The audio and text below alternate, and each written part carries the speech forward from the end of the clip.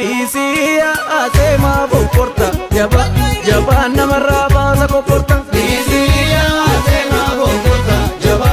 jaba namarra basa kokorta